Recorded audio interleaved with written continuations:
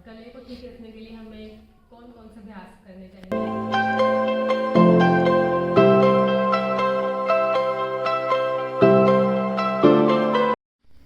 आप सभी का अमृत योग भवन अमृतसर भवन में आपका स्वागत है, जो कि गोल्डन टेम्पल से लगभग 5 किलोमीटर की दूरी पर स्थित है। तो आज हमारे साथ माता जी उपस्थित हैं। एक नए विषय पर अब हम जानकारी लेंगे और किस तरह से उसको ठीक करना है, क्या करना है, क्या नहीं करना है, किन चीज़ों का ध्यान रखना है, उस पर हम आज बातचीत करके आपको बताएंगे कि आपको किस तरह से कैसे अभ्यास करने हैं। तो इस विषय का जो मेन संबंध है वो ये है कि सर्दियाँ आ चुकी हैं और सर्दियों में सभी को ही इस तरह का जो रोग है वो हर बच्चे को, बड़ों को और सभी को ही परेशान करता है। तो इस वीडियो का जो विषय है वो ये है कि हम अपने गले को, अपने नाक को और कान को किस तरह से हम स्वस्थ रख सकते हैं, और जो भी इनके संबंधित जो हमें परेशानी होती है, जैसे कि गले में खराश होना या फिर टॉन्सिल्स हो जाना, आवाज़ में कभी कभी हमारी जो दिक्कत आ जाती है, और नाक से संबंधित जो हमारी चीज़ें हैं, जो हमारे रोग हैं, साइनस हो जाता है कईयों को, जिनको ज़ुकाम बहुत जल्दी लग जाता है एलर्जी की वजह से या सर्दी की वजह से, या कुछ ऐसी चीज़ों का वो उपयोग कर लेते हैं जिनकी वजह से उनको नाक से संबंधित रोग उत्पन्न हो जाते हैं, और जिनके कान में दर्द रहता है। और इन्हीं को ही समझने के लिए आज हम माता जी के साथ बैठे हैं, और इसी विषय पर हम आज आपको अभ्यास के द्वारा ही आपको बताएंगे कि कैसे हम इनको ठीक कर सकते हैं। तो आइए इस बारे में हम बात करते हैं और जानते हैं कि कौन सा अभ्यास इनके लिए सही है, जो कि हमारे नाक, कान, गले को ठीक रख सकते हैं। जी, आप हमें बताइए कि गले को ठीक रखने के लिए हमें कौन कौन से अभ्यास करने चाहिए। जैसे छोटे बच्चों में जो होता है कि उनको कई बार गले में समस्या रहती है, वो अच्छे से बात नहीं कर पाते हैं या तोतला के बात करते हैं, तो उनके लिए कौन से ऐसे अभ्यास हैं। या बड़ों के लिए जो बहुत ज़्यादा कुछ खा लेते हैं या फिर उनके एसिड रिफ्लेक्स बहुत बनता है, जिनकी वजह से उनके गले में टॉन्सिल्स वगैरह हो जाते हैं या छाले पड़ जाते हैं जीभ के आसपास में, गले में। तो उनको कम करने के लिए हमें कौन से अभ्यासों को करना चाहिए, तो आप उनको बताइए थोड़ा। जय करते हैं। जय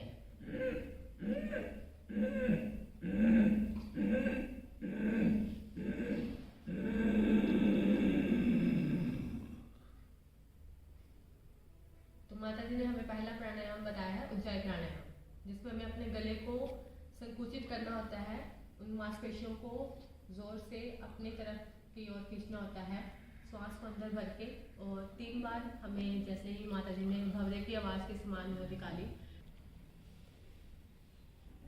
बरामदी करना, तो हमने मेरे सांस भर के ऐसा सांस भरना पूरा। दूसरा प्राणायाम है भ्रामरी।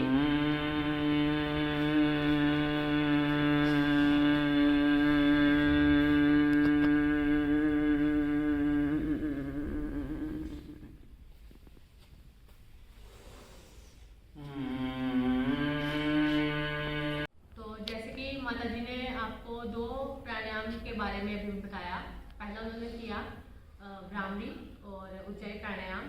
तो उज्जाई प्राणायाम को करने के लिए सबसे पहले आपको सांस को अंदर भरते हुए अपने गले की मांसपेशियों को टाइट करना है, और फिर कुछ देर तक उस श्वास को अपने अंदर ही भरकर रखना है, होल्ड करना है।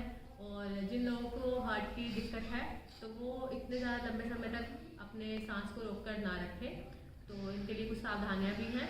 और जैसे ही हम होल्ड करेंगे 3 या 4 सेकंड के लिए, और फिर आपको अपने लेफ्ट नोस्ट्रिल से सांस को बाहर निकाल देना है। उसी प्रकार जो माता जी ने भ्रामरी प्राणायाम किया, उसके लिए आपको पहले अपने अंगूठे से अपने दोनों कानों के जो पर्दे हैं, जैसे ये जो बाहर की तरफ बने हुए हैं, उनको ढकना है।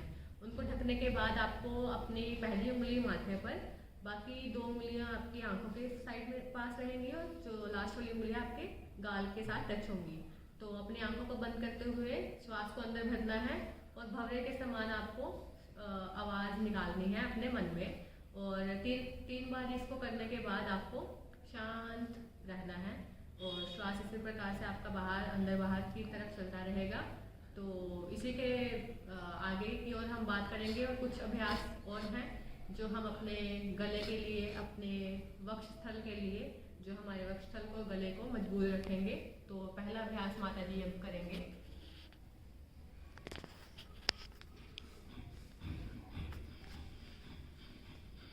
श्वास इस प्रकार आके चलते रहेंगे, श्वासों को लेना है।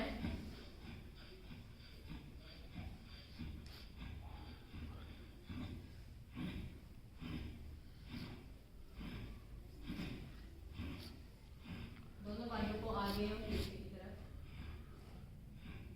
दोनों बाजू को दाएं बाएं तरफ।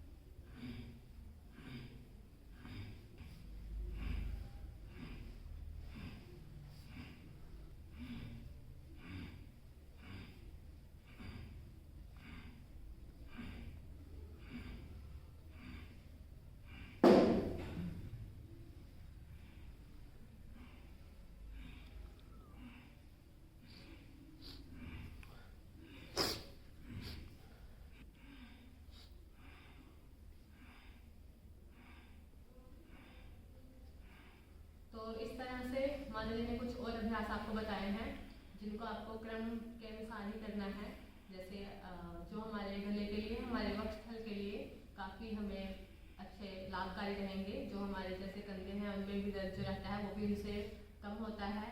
और हमारे गले की खराश या टॉन्सिल जो हैं अपने सिर के लिए, इन सबको करना आपको ज़रूर पड़ेगा। क्या क्या चीज़ें हमें खानी चाहिए, क्या नहीं खानी चाहिए जब हमारा गला कुछ परेशानी से जूझ रहा हो, या फिर किसी को टॉन्सिल हो, या फिर गले में खराश उत्पन्न हो रही हो। तो माता जी कौन कौन सी चीज़ें हमें जो गले दर्द में नहीं खानी चाहिए? गले दर्द में ठंडिया चीज़ा नहीं खानी चाहिए, कोई मतलब यहो जी ठंडी चीज़ नहीं, पानी कोसा पीना चाहिए,